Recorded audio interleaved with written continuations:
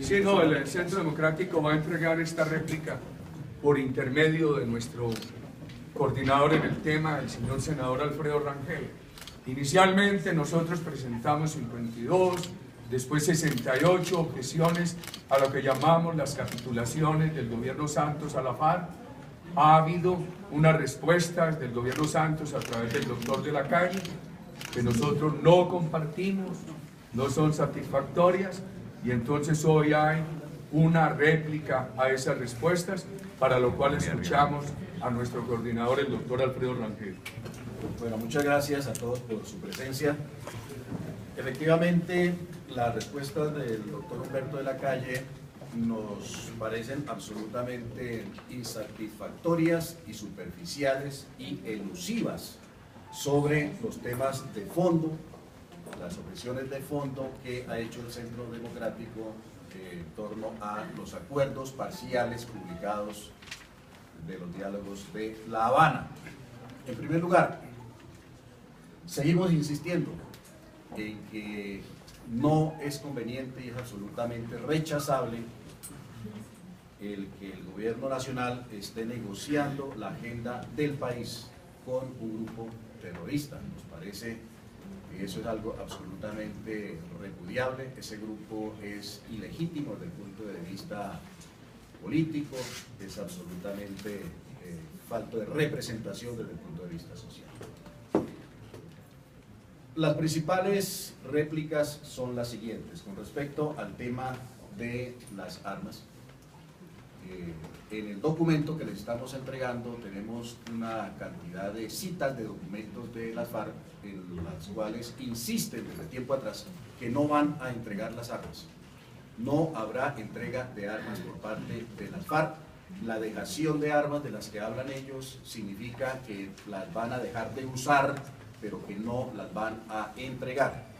Eso nos pone en el camino de una paz armada, insistimos. Habrá una paz armada en el país porque las FARC insisten en que solamente después de que se cumplan a cabalidad todos los compromisos que ha adquirido el gobierno nacional en estos diálogos de paz, se cumplan todos los compromisos de los acuerdos, habría una dejación, que no entrega, de las armas. Así que estimamos que estos diálogos de paz son absolutamente inconvenientes, inconducentes, si el gobierno nacional de entrada no aclara de manera absolutamente diáfana que en el momento de la firma de un acuerdo de paz habrá una entrega de armas por parte de la guerrilla de las FARC. El Centro Democrático exige claridad absoluta en que debe haber una entrega de armas por parte de las FARC en el momento de la firma de un eventual acuerdo de paz. En el tema del narcotráfico, consideramos que el gobierno nacional está abriéndole paso a la legalización de los cultivos de coca y a la multiplicación de esos cultivos de coca a lo largo y ancho del país. En los acuerdos de La Habana se establece de manera diáfana que habrá una renuncia por parte del Estado a la acción penal contra los cocaleros y de igual manera habrá una extinción de la pena para quienes cultiven la coca. Eso abre el camino, insisto, para la legalización de los cultivos y su multiplicación.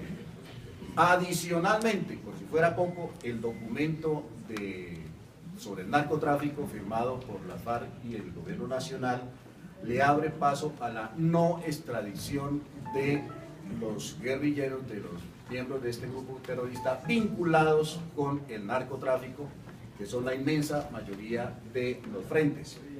En el documento se establece que este delito del narcotráfico estaría conexo con el delito político, que las relaciones de las FARC con el narcotráfico se estuvieron haciendo durante todo este tiempo en función de la confrontación armada, lo que abre camino en función de la rebelión. En función de la rebelión contra el Estado, y por consiguiente se abre camino a que se considere el narcotráfico como un delito conexo al delito político y por tanto cobijaría, protegería eventualmente a los terroristas frente a las solicitudes de extradición por parte del gobierno norteamericano.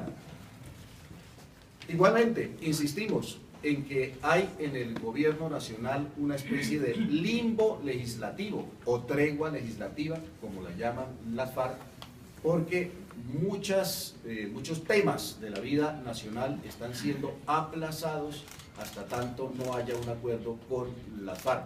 Bueno, en primer lugar hay que decir que el gobierno no ha presentado todavía el plan de desarrollo rural, la ley del plan de desarrollo rural que prometió al comienzo de su primera administración y que aún todavía no ha sido presentado, seguramente a la espera de llegar a un acuerdo definitivo con la FARC en estos temas agrarios. Pero también hay temas de gran urgencia nacional, una reforma electoral que según los documentos de La Habana se va a aplazar hasta después de la firma de un acuerdo de paz. No habría entonces una reforma electoral que está pidiendo a gritos el pueblo colombiano para darle mayor transparencia y mayor legitimidad al sistema electoral. Y otro tema, el estatuto de la oposición. Claramente se dice ahí que solamente después de la firma de los acuerdos de paz se negociaría un acuerdo, un estatuto de la oposición con los terroristas de la FARC y con los partidos de la democracia. Nosotros exigimos que ese estatuto de la oposición es una urgencia y que debería discutirse inmediatamente con los partidos de la democracia y no estar a la espera de la opinión de los grupos terroristas sobre este particular. De igual manera insistimos ante el gobierno nacional que las zonas de reserva campesina son una estrategia de la FARC desde hace ya años.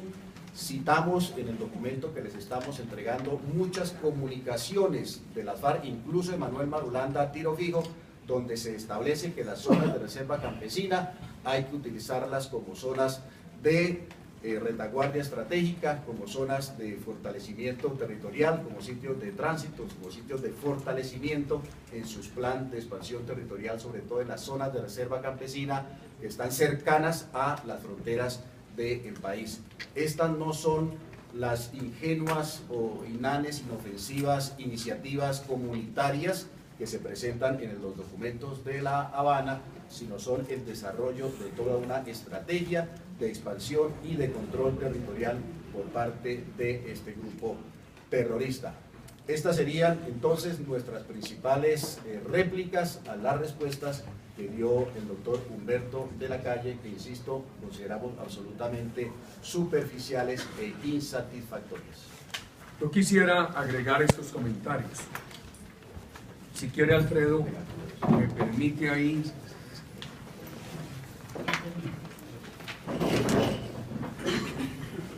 El campo colombiano estuvo muy maltratado por el narcoterrorismo guerrillero y paramilitar. Tuvo 8 años de incipiente recuperación y cuando empezaba a recuperarse vuelve la violencia que hoy se siente en tantas zonas del país y la amenaza de este acuerdo con el terrorismo. Se ha dicho que las normas, los acuerdos ya estaban en las normas. Veamos, por ejemplo, extinción de dominio, expropiación. Una cosa es la extinción de dominio para arrebatarle la tierra al narcotráfico, al terrorismo, a los despojadores. Otra cosa es la extinción de dominio para permitir que, de acuerdo con la FARC, como está en estos textos, se defina cuál es la tierra que está indebidamente explotada por un propietario legítimo para proceder a confiscarla o a expropiarla. Una cosa es que el Estado expropie una faja de tierra para darle paso a una obra pública y otra cosa es que entre a negociar la pretensión de la FARC, que está en sus documentos, de expropiar 20 millones de hectáreas sin detenerse. ¿Quién es el usurpador? ¿Quién es el narcotraficante? ¿Quién es el despojador? Para establecer la diferencia con la gente honesta del campo. Que las zonas de reserva campesina están en la ley, es verdad. Pero por sus problemas durante 8 años no se aprobaron zonas de reserva campesina. ¿Por qué? Porque no han reivindicado a los campesinos y se han servido para crear emporios de FARC. Como lo ha dicho el doctor Rangel, FARC en todos sus comunicados ha expresado que la zona de reserva campesina la requiere para su expansión. Una política de apoyo a los campesinos. No requiere crearle unos imperios a la FARC a través de las zonas de reserva campesina. Hay un tema muy grave, un discurso comunitario semejante al de Chávez de los 90, al de Castro de los 50, que el gobierno acepta en estos acuerdos. Busca sustituir toda la institucionalidad que por acuerdos con las comunidades. Entonces, la palabra comunidad la utiliza el terrorismo como su máscara, como su mampara. Se esconde detrás de la noble palabra comunidad. Y justamente en nombre de derribar las instituciones democráticas o pretexto de entregar poder a las comunidades, así acabó Castro con el sector agropecuario cubano, así acabó Chávez con el sector agropecuario venezolano. Y aquí hay sectores de la industria, del comercio, el sector financiero, muy tranquilos con este acuerdo. Empiezan por la tierra, pero el terrorismo no tiene límites. Y mire, doctor Alfredo, de lo único que no se habla para el fondo de tierras, aquí no hay límites para expropiar a la gente honesta del campo. Eso sí, ni se menciona la obligación que debería exigirse a la FARC de entregar el 1.000.000 de hectáreas que le han usurpado a los colombianos. Diría yo algo final. Dicen, no, es que el Centro Democrático se opone a la paz. Ese es el caballito de batalla, que saboteadores de la paz. Yo le pregunto a los colombianos, les pido que reflexionen sobre esto. ¿Cómo así que la agenda nacional se está negociando con un grupo terrorista que estaba bastante diezmado y que tiene personas como estas? Henry Castellanos Romaña, condenado a 118 años de prisión por homicidios, secuestros, extorsión, entre otros delitos. Conocido como el creador de las pescas milagrosas. Este señor es hoy uno de los interlocutores del gobierno de un país democrático para negociar la agenda nacional.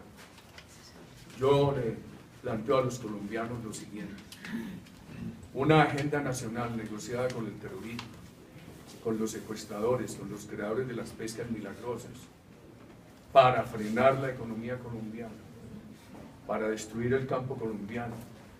Una agenda nacional en esas condiciones lo que hace es afectar severamente la democracia. Por eso nosotros decimos que estos son unos acuerdos de capitulaciones de la democracia ante el terrorismo y tenemos que insistir ante el país en estas objeciones. Perfecto.